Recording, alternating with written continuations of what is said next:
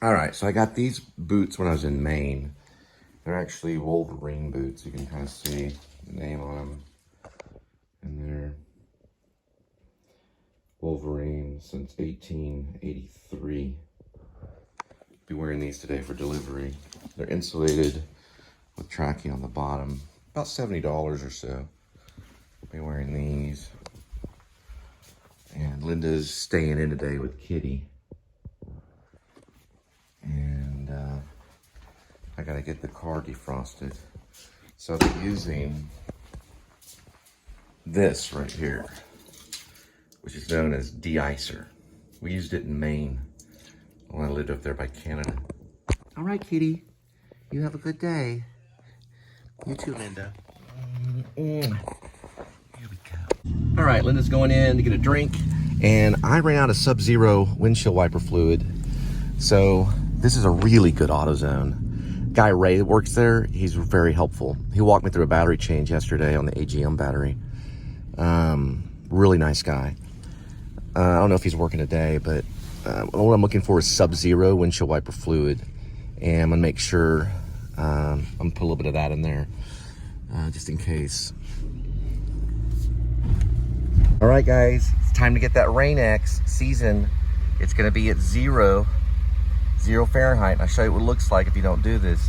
Over time, it'll start to work again. All right, go ahead, Linda. It's on the left-hand side, right hand. All right, 28 degrees Fahrenheit, not too bad. Weather bug was wrong, but still, you know, 28's 28. It's Fahrenheit, snowflake. We got 206,390 miles on the speedometer, or I'm sorry, odometer. There's the speedometer. Anyway, January 15th, 2024, nailed it. It is 2024, never messed up once on that this entire year. So far, that's 15 days in a row that I got it right. So I'm ahead. Regardless, really no snow, but I went and got the Sub-Zero, what's actually 0 degrees, Rain-X for $7 at AutoZone. Right here. Linda tried it out, works great. Hers is at 32 up, it's called Summer. The reason they use a Summer is because it's better on the wiper blades. But this stuff still, it's got a little bit of chemical in it. It's a little rougher on the wiper blades, but I always use this stuff. I always put the 0 in. But the 32 one will say Summer on it. And it will freeze a little bit, okay, not completely. Linda's, we haven't tried hers, but the actual container that it's in has a little block of ice in it, and that was in her trunk.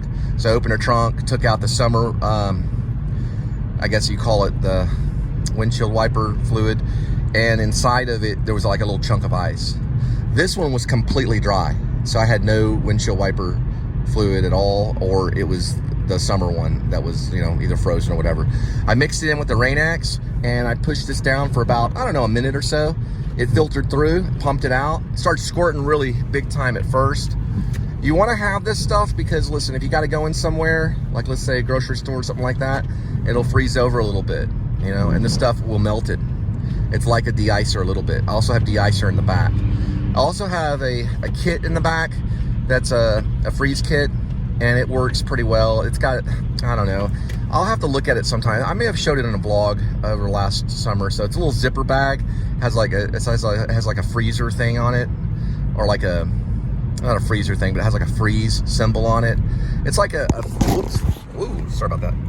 Still on, okay, good. It's like a freeze bag, like a freeze out bag. I don't know what you would call it, a de-icer bag or something, but I don't really know exactly what's in it because I really never use it. Usually I just use a de-icer, but sometimes you can get like an emergency blanket in the back. I got this Carhartt right here I got in Guilford, Maine, which is right next to Dover Foxcroft, not too far from Dexter, where Stephen King was raised. I bought this one on a Capital One credit card, about $70 from a guy named Griffith. I think his name is Griffith. He's an older dude. He has a dog. He keeps his dog inside the place, and he sells all this hunting stuff and all this supply stuff. But I bought it there in Guilford when I was writing Escape from Maine. Anyway, we're headed delivery. A little bit of snow. You can see it's mostly cleared. They did spray chemical on the road a few days ago. They've been doing it lately, so everything looks pretty clear. All right, we are gonna see a lot of people kind of stopped on the side of the road, completely freaking out.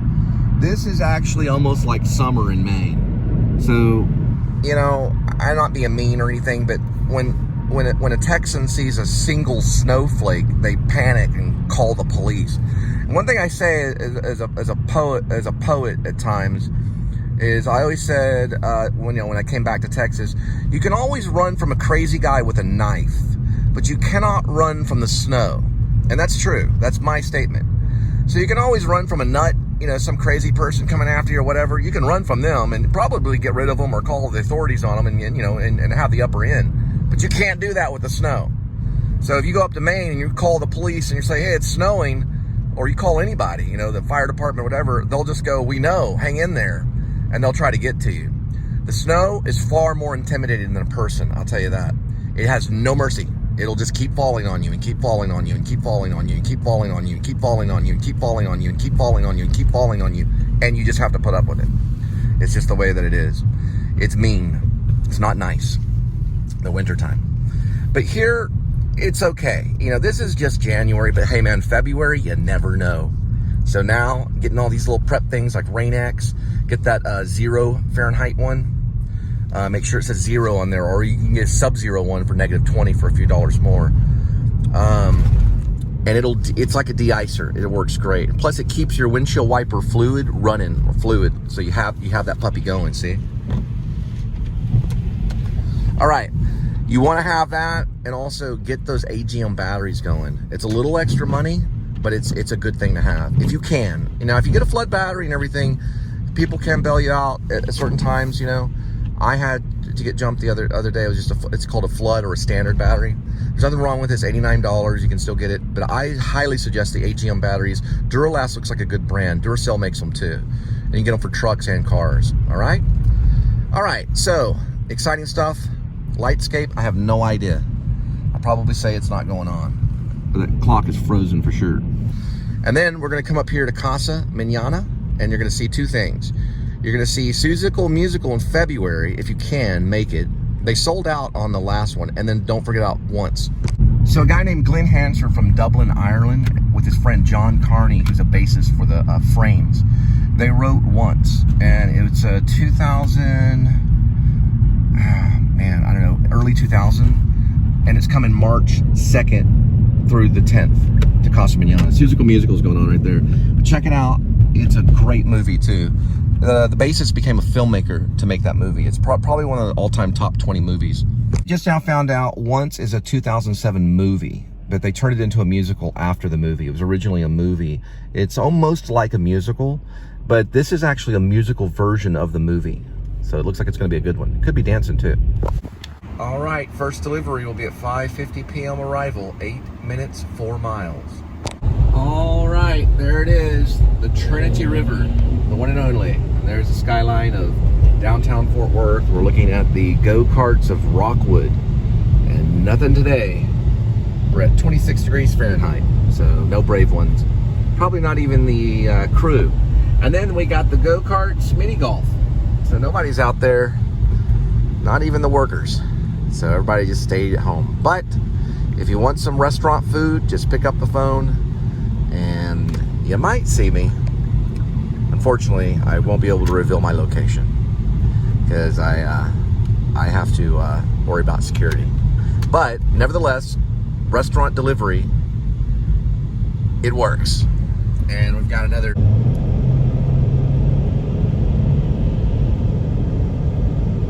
Here's some of the residue of the snowstorm.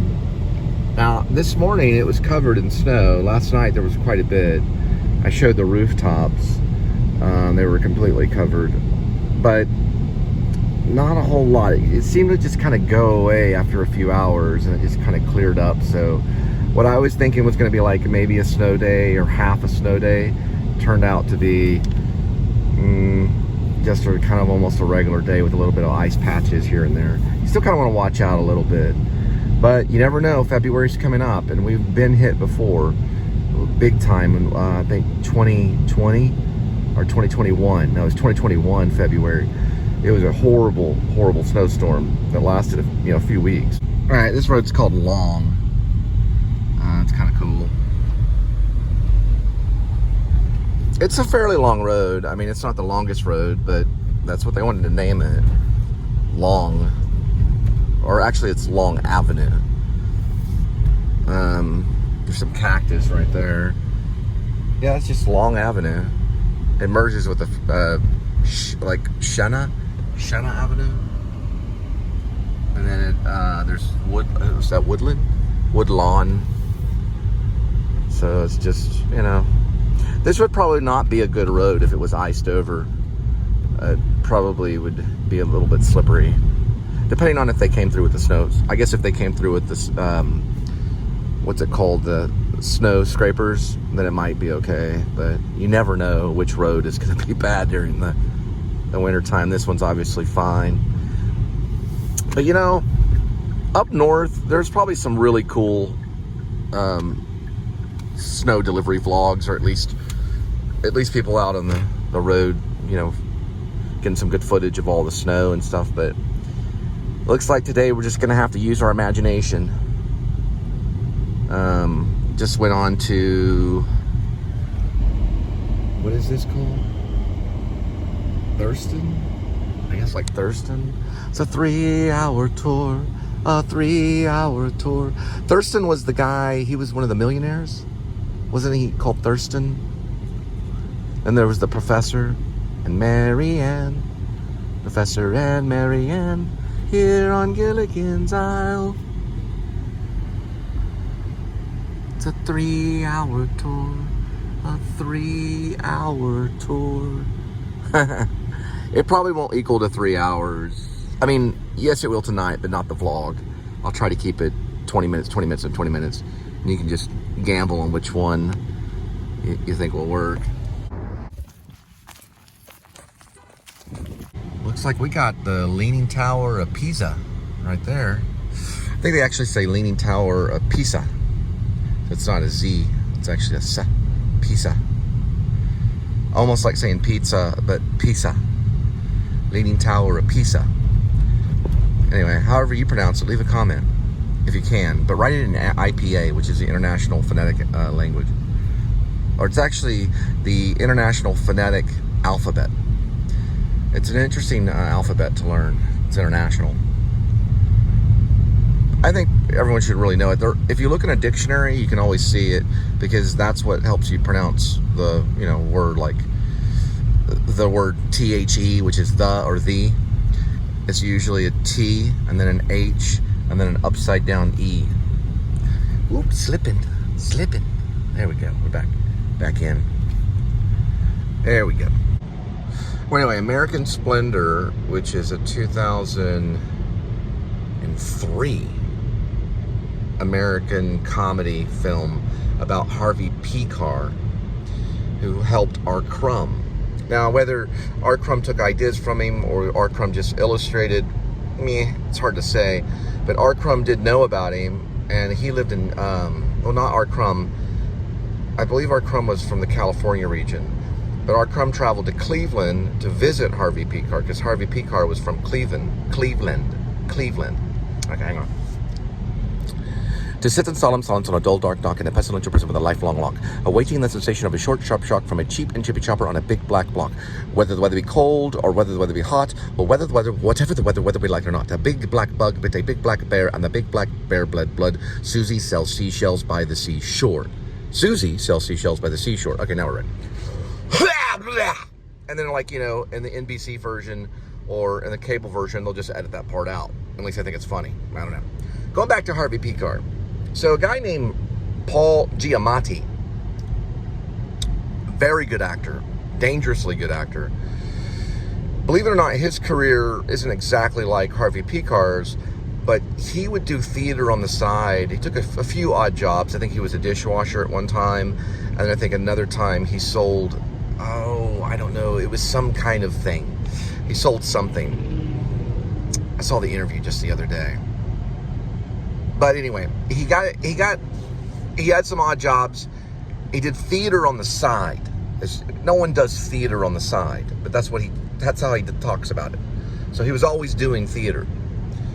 And Paul Giamatti moved to Seattle. And that's where he did theater, and he eventually, I think he auditioned for America's Most Wanted. I have a friend in town that actually was on America's Most Wanted as an actor.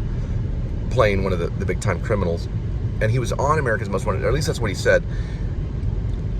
Paul Giamatti did not get cast in America's Most Wanted, but he looked like this pretty bad guy. I'm not going to tell you what. You got to see the interview. They were going to use him for this one character, and they didn't. And he had this like wonderful audition. He thought, man, I must have got it. That was great. That was fun, you know. He didn't get it. But somehow he ended up in Los Angeles, I'm sure. And eventually he ends up on Saving Private Ryan as one of the soldiers. He was in a lot of, I think one of his first slasher films, or his first films, which is something about midnight, something like around midnight, or he doesn't even really remember the film that much. But he was in a small role, and it was written by Quentin Tarantino. It was a slasher film that was actually written by Quentin Tarantino that nobody knows about. It might be on his Internet Movie Database. I'm about to check it to see. But he has a very strange career. He finally landed a masterpiece film, which was American Splendor. And it's great. It's probably on my top 20, maybe. It's a very important film about writers, especially Harvey Pekar. And R. Crumb's in it, too. But he plays, Paul Giamatti plays Harvey Pekar, which we probably dealt with. I played Funt in R. Crumb's Comics 3 out in Hip Pocket, which Johnny Simons went out and met R. Crumb to get some of the comics. Basically, Zap comic. Which I don't know for sure if Harvey Pekar was involved in that, but he was involved with R. Crumb, meaning he helped him. He was the writer. He would write. He would draw out these stick figures and then write underneath the stick figures, and R. Crumb would illustrate the comics for him. Anyway, American Splendor is a really good one. The only thing I found about Midnight with Paul Giamatti is Past Midnight, and no, I do not see Quentin Tarantino's name on it. It's written by some guy named Frank something. Possibly it was a Quentin Tarantino ghostwriting job. So he said his name was on there when he saw the script, and it's called Past Midnight, but I don't know for sure if it's a slasher. That's what he said, and he was in it. So in the interview, that's some clues. You'd have to watch the interview. It's a SAG interview. It's on YouTube for free. All right, so here's my theory. Frank Norwood wrote Past Midnight. I don't know for sure if the movie that he's talking about is on the Internet Movie Database, and if this is a slasher film, because this looks like a crime thriller. So this one's by Frank Norwood. Anyway, regardless, according to Paul Giamatti, he did a slasher film with the word midnight in it, and it was written by Quentin Tarantino because he saw it on the script. Now, it could be that Quentin Tarantino was a ghostwriter for Past Midnight, but only Quentin Tarantino would know. And if he wrote under Frank Norwood, no one would know. But Quentin would. Anyway, that's what Paul Giamatti said in the interview. He said he saw his name on the script, and it said something about midnight. And that was his first big thing when he got turned down for America's Most Wanted. I also know friends that were in Texas Walker Ranger, America's Most Wanted. What else have friends of mine done? Yeah, a friend of mine did Documentary Now. I was on a little thing in X-Files, and I also Majestic. I was a little blurb, and well, I was a background artist, as they say. But this is really cool stuff, though, with Paul Giamatti. Check it out on SAG. Next delivery, 7:19 arrival, 4 minutes, 2.2 miles.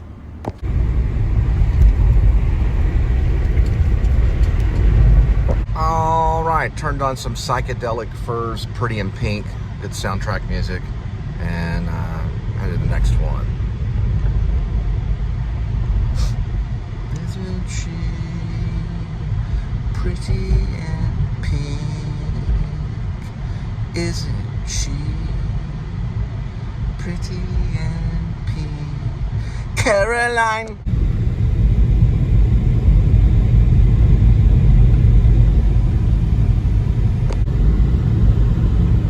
And Jamel's pretty in pink too. They also have the Hotel Otto, just like the Tom Hanks movie. It's a little bungalow out here by the Trinity River. They also do gourmet food, pizza, all kinds of good stuff. A little bar in there too. And they play this old game that was invented by Rome. I cannot think of the name of it though, but I'll get back to you. All right, so this game that's invented by Rome is B-O-C-C-E. And we're gonna find the pronunciation, but maybe Buce, something of that nature. It's B-O-C-C-E. It's a Roman game. You roll a ball into another ball, like playing marbles. It's like giant marbles. They do it in the sand, or they can do it on a hard surface. But it's like they roll a ball and then it hits these other balls. It's pretty cool.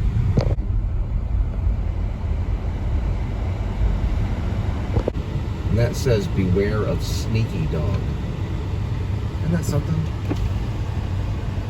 They have a sneaky dog. Well, sneaky. Alright, this is kind of hard to find. Yep, this is the right one.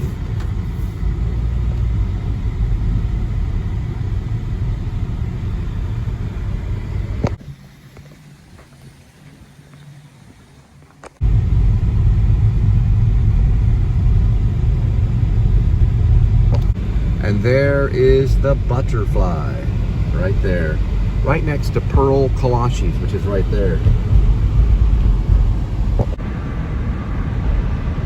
1, 2, and 3. Next delivery, 8:13, 8 minutes, 3.8 miles. All right, 23 degrees. Gonna do like a kind of a thingy here. Let's see. How do they do it? There it is. So what it does, it does a countdown at the end of the day. So this would be, I guess, yesterday's, and that would be today's. So, right, so we'll go ahead and clear that one. And that's so far for today. So we've only used probably about 15 of that, about 15 miles.